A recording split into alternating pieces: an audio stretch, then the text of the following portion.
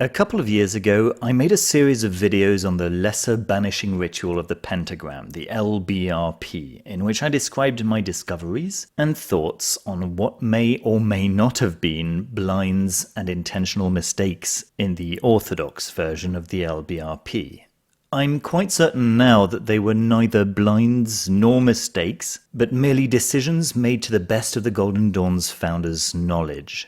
I do, however, stand by the discoveries that I made, and the updated LBRP that I've derived from them has been serving me exceedingly well for coming up to 2 years now. I made the videos pretty much at the end of the week in which each discovery was made, or when the thought occurred. And naturally in the first video, I don't have the insight of the second video, nor in either do I have the insight that came with further trial and error. All in all, revealing my research as it was happening and before I had the full picture caused a bit of confusion, to say the least, resulting in FAQs and seeming contradictions from one video to the next, depending on the order in which you watch them. So today I'd like to gather all of that into a single coherent video, along with any additional insight that I've gathered over the past couple of years of working with this new version. I won't go into the purpose of the LBRP, I'll direct you to this video right here for that. Nor will I give a demonstration of how the LBRP is done. You can see me performing in the flesh over in this other video where I do both the Golden Dawn version first and then my own updated version, so you can see what both look like. So just to be clear, this video is a summary of the changes that I've made along with the reasons for them.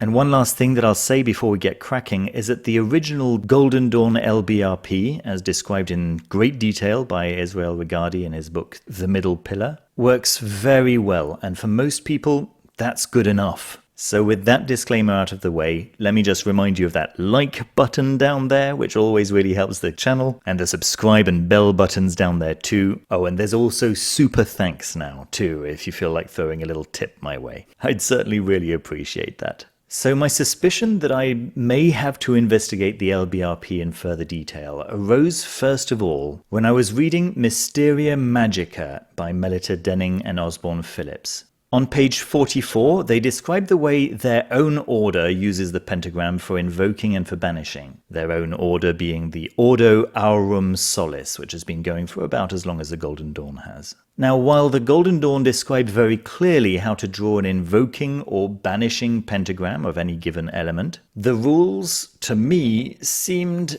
inconsistent. Let me explain. So they have this quite beautiful idea that to invoke Earth, you start at the top, at Spirit, and you draw down into Earth. Beautiful, right? And to banish Earth, you start in the lower left at Earth, and you send that back up to Spirit, and continue your pentagram from there. I really like this, it's a nice idea. And for fire, it's the same, drawing down towards the bottom right to invoke, and sending it back up to banish. So Earth, fire, really nice. And then things start to break down. Neither air nor water have any lines that connect them directly to Spirit. So now we have a problem. From where do we start in order to invoke them? Well, at the element that's highest on the pentagram that can be reached. So to invoke water, we start at air, which is top left, not earth, that would be bottom left, and you go from air to water to invoke water. And then if it's air you want to invoke, you start at water, that is top right, and not fire down there at bottom right, and you draw towards air.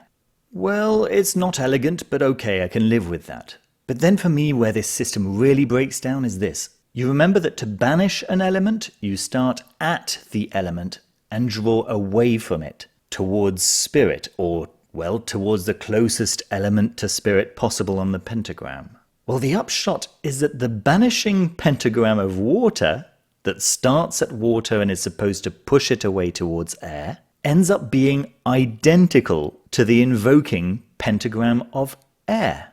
That's supposed to be drawing towards air along that exact same line, in the exact same direction. In both cases, you start top right and go towards top left, and then going on to complete the pentagrams. And it's the same problem, of course, with banishing air and invoking water. The two pentagrams are identical.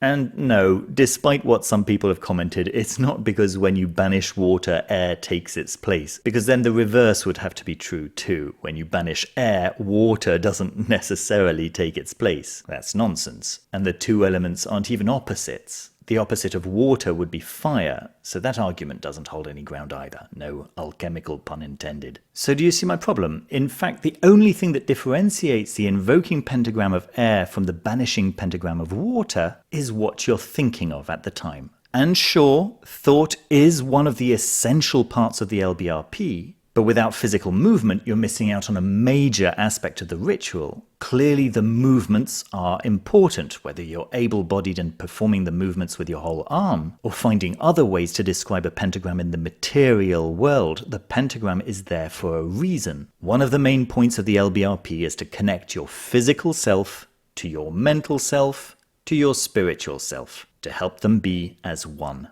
Yes, honestly, if you haven't watched that video about the purpose of the LBRP, now really is the time. So here am I, my mind filled with all these little objections, and I read about the Aurum Solaces method, and suddenly everything falls into place. In this system, invoking or banishing uses the very well-established traditional standard of clockwise being an invocational direction and anti-clockwise being the direction for banishing. This is in fact so traditional that the two directions have their own old, forgotten words associated to them. Deosil for clockwise for invoking, and the word for anti-clockwise for banishing is widdershins. Some people have commented on my previous videos that the LBRP has the practitioner walk clockwise around the altar because they're invoking divinity. So clearly there's an admission that Deosil and widdershins have meaning, and even more than meaning, actual power. So why not use it? So that's the first thing that I've changed in my LBRP. To invoke a given element, I'll start at the element and draw the pentagram in a clockwise direction, ending back at the element where I started. And to banish, I also start at the element I'm concerned with and draw the pentagram widdershins, anti-clockwise. If you're confused as to what clockwise or anti-clockwise might look like on a pentagram, start at any of the points and imagine that you've shrunk to the size of a pinhead standing at the element's point. Now when you look out towards the center of the pentagram from where you are, you have two paths, one going slightly to the right and one going slightly to the left. The one that leads to the left is the clockwise Deosil path. The one that leads to the right is the anti-clockwise widdershins one. But this isn't where my adoption of the Deosil and widdershins system ends. Let me describe what my lesser banishing ritual of the pentagram now looks like. All of the names of God and the archangels I evoke in each of the four directions don't change. However, if I'm banishing an element, I now walk widdershins, anti-clockwise around my altar, not Deosil as the Golden Dawn version would suggest. I always start in the east, and after performing a standard Kabbalistic cross, I point my finger or dagger out. And for reasons that will become clear in a moment, the first thing that I do when I'm banishing is that I draw the connecting quarter circle from the east all the way towards the north to my left. That's the first thing that I do. And there, in the north, is where I draw my first banishing pentagram. I point through the center of the pentagram and vibrate Agala, and then draw the connecting quarter circle from the north to the west, where I draw my second banishing, widdershins pentagram of whatever element I'm banishing, and so on, until I finally return to face the east, where I draw my final banishing pentagram, point through, vibrate Yod He Vav He, and as you remember from a few moments ago, the connecting quarter circle from the east to the north is actually what we started with, so we don't have to do that again. And so we can just end right there where we want to be, facing the east.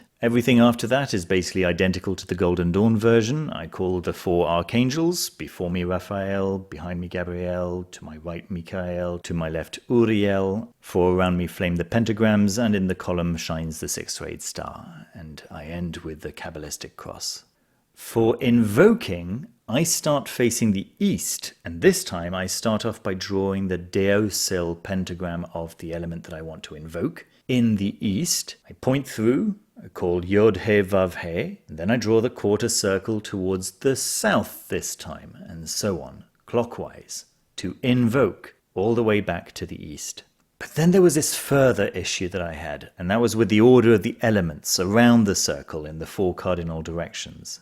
It's assumed by many that the Golden Dawn based their directions for each element on Mediterranean geography, if you're located in the Middle East.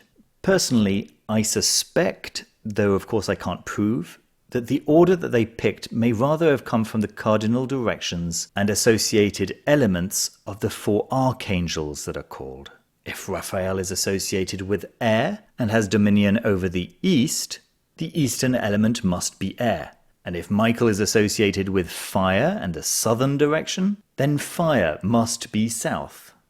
Let me take a second here to explain that the Golden Dawn chose those particular 4 archangels because they were the 4 that were recommended to John Dee by Haniel, the archangel ruling over Venus and currently over the entire cosmos. So this is where my next bit of heresy comes in, about the order of the elements. The Golden Dawn based the order in which they set the elements on the holy tetragram, Yod, He, Vav, He. Yod is the primordial masculine fire, then we have He, the divine mother, water, then Vav, the masculine prince of air, and last of all the final He, the feminine earth, the princess.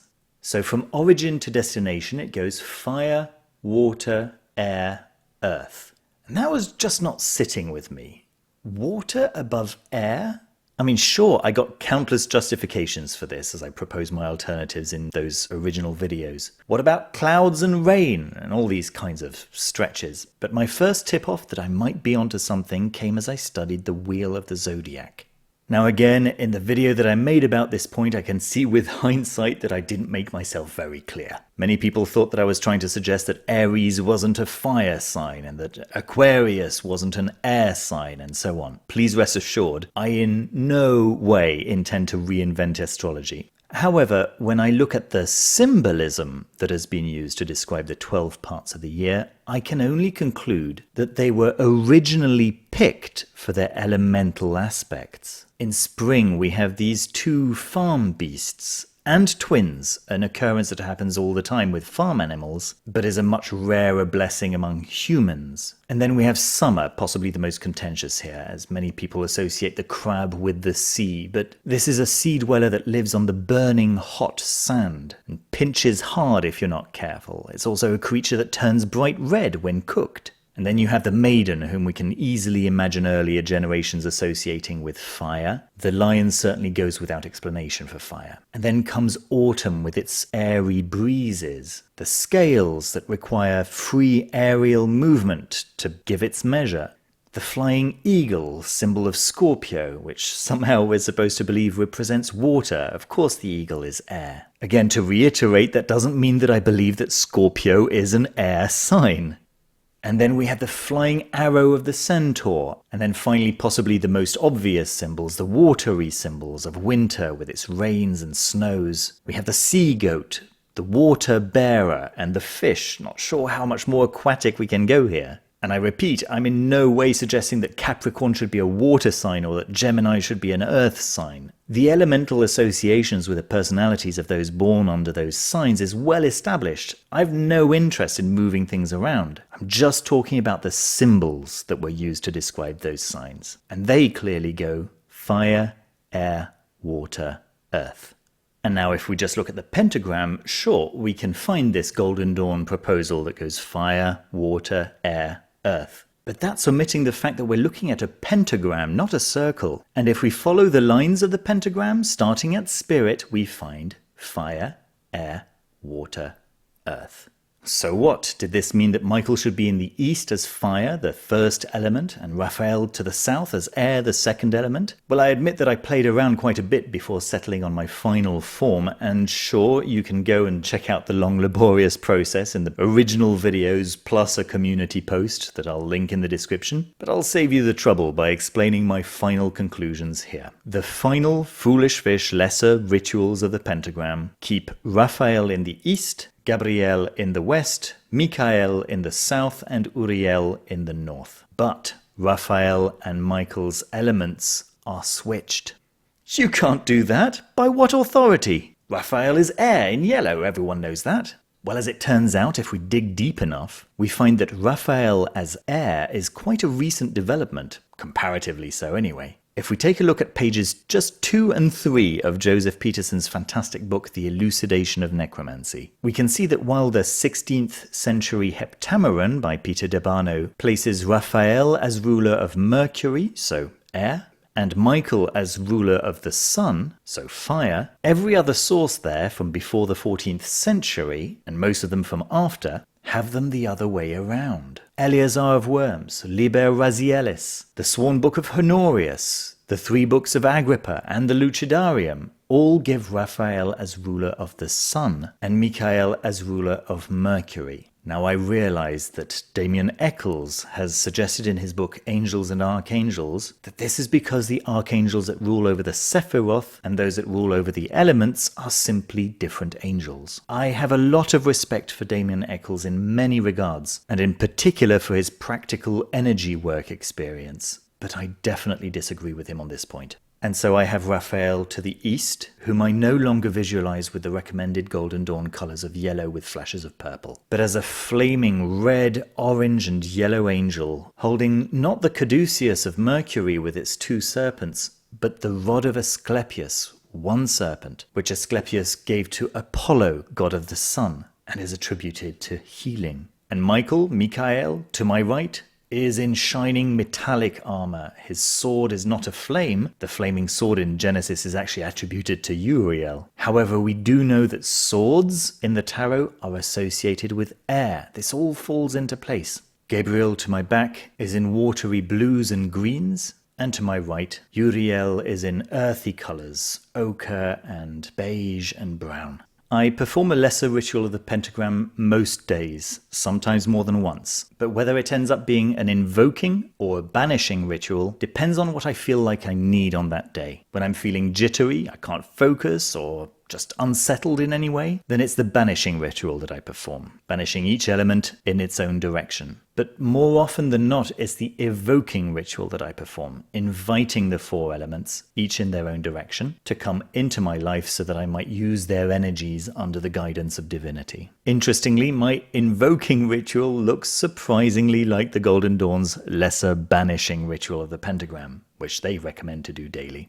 There we are. I hope that's gone some way towards clearing up any confusion that may have arisen from those early videos of mine. I didn't have anywhere near the number of subscribers back then that I have now, and I really felt it was necessary to clear up that confusion before moving on. If you found the video helpful at all and haven't already clicked on the like button, now's really the perfect time. And if you're feeling particularly generous, you might like to buy me a coffee by clicking on the super thanks button below that looks like a little heart with a dollar symbol inside it. I also have my PayPal account linked below if you want to cut out the middleman. Do consider subscribing if you haven't done so already. We're starting a series very shortly where I'll be reading chapters from the Iliad by Homer and working out what tips and tricks we can draw from that godfather of epic tales that can help us in our magical, esoteric, or occult practice. I'm hoping to have the first chapter recorded by next week at the time of recording on the 21st of May 2022. So it's quite possible that for some of you listening later on that might already be available. You can check the playlist on my channel just in case. Please remember that members of the channel get to watch these videos 1 week before everyone else and with no advertisements for that week, and they also get exclusive access to the Foolish Fish Discord server, among many other perks. And there are instructions on how to become a member and also how members can join the Foolish Fish Discord in the video description. For now, let me take a second to thank our members from the bottom of my heart. Honestly, you are the beating heart of this channel. If it weren't for you, this channel would have disappeared a long time ago. I can never thank you enough. And we also have 2 Level Infinity members right now. Can you believe that? David Venturini and Caitlin Kopok, thank you so much for your incredible generosity. And finally, thank you to every single one of you who's taken the time to watch this video. I really hope it's been useful to you. Take care of yourselves and of each other. See you soon with another video.